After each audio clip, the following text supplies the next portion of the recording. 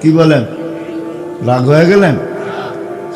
12টা মাস 65টা দিন আমি দেহ নিয়ে ভাবি, হয় এখানে একজন লোক 2-4 জন পাওয়া যাবে কিনা সন্দেহ, যে 365 দিনের ভিতরে 2-4 দিন আমি বৎসরে 2-4-5 মিনিট করে আলাদা বসা আমি ওই আত্মাটা নিয়ে ভাবলাম যেটা আমাকে জীবিত রাখতেছে। 2-1 জন কি হাত তুলতে পারবেন? আমি পয়সার জন্য হাত তোলাবো না আপনাদেরকে, যা তোলার তোলা হয়ে গেছে।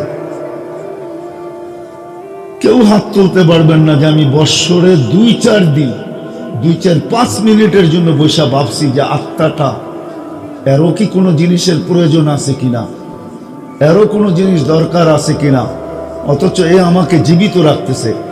অথচ আল্লাহ বলতেছে, হায় হায় আত্মাটা বাহির হইতে দেরি। আল আইনু লা তানদুর, চক্ষু দেখবে না। লিসান লা তানতিক, তোমার জবান বলবে না। উযুন লা তাসমা, তোমার কান শুনবে না। আকলুন লা তুমাইয়িজ, তোমার আকল ভালো মন্দ বুঝবে না। কলবুন লা তাতাফাক্কার, তোমার দিল চিন্তা করবে না। ইয়াদুন লা তাফতিশ, তোমার হাত চলবে না। রিজলুন লা তামশি, পাও তোমার হাত ধরবে না, পাও তোমার চলবে না, তুমি হবে লাশ। আমাদের এইখানে আর এই কালাপানিয়াতেই নাকি বাংলাদেশের সর্বপ্রথম জিনিস হাদিস নিয়ে আসছেন, আল্লাহর রসুলের হাদিস নিয়ে আসছেন।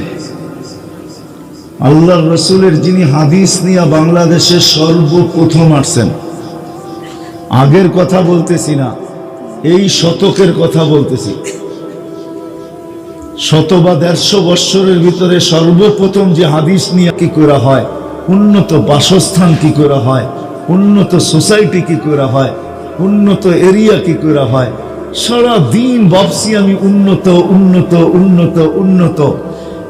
একদিনও আমি 2 মিনিটের জন্য ভাবি না আমার ভিতরে একটা আত্মাও তো আছে যেটা আমাকে জীবিত রাখছে। ওটা নিয়ে ভাবার সুযোগ আমাদের হয় নাই।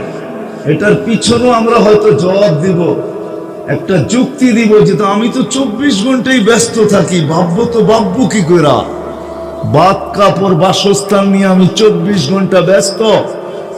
আল্লাহ জানাইতেছেন তোমার ব্যস্ততার অবসান আমরা ঘটাবো। যেদিনই আত্মা বাহির হয়ে যাবে তোমার কানে ধ্বনি আসবে, সেই ধ্বনির শব্দগুলো আমি বলতেছি। বলে ধ্বনি আসবে, জালাল ইশতিগাল ইয়া রাজুল, ও ব্যক্তি তোমার ব্যস্ততা শেষ, তোমার ব্যস্ততা শেষ। তুমি আত্মা নিয়ে 1 মিনিটও ভাবার সুযোগ পাও নাই।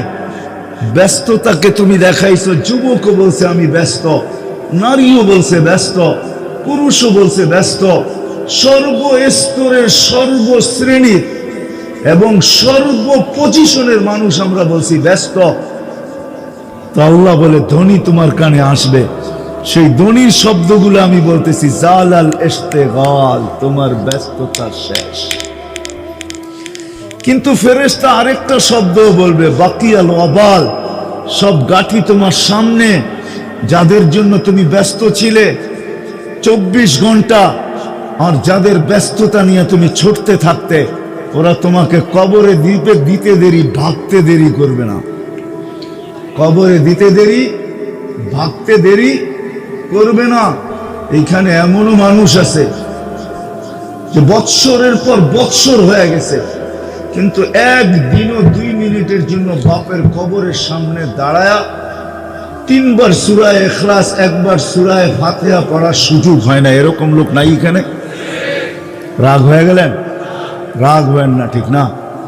এরকম লোকও এখানে আছে যে ইমাম সাহেব যদি রব্বির হামহুমা কামা রব্বায়ানি সগীরা পড়ে, তো সাথে সাথে নিজেও পড়ে বা আমিন বলে, কিন্তু নিজের ঠিকা নিজের ইচ্ছায়, ইমাম সাহেব পড়ুক আর না পড়ুক, নিজের ইচ্ছায় নিজের স্মরণের মাধ্যমে, যে নিজে স্মরণ করা প্রতি নামাজের পরে মা বাবার জন্য দোয়ার হাত উঠায়, এরকম লোকেই মজমায় কয়জন হবে?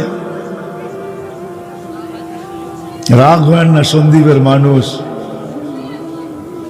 আপনারা সন্দীপের লোক, আপনাদের পিছনের কিছু ব্যাকগ্রাউন্ড আমাদের জানা আছে।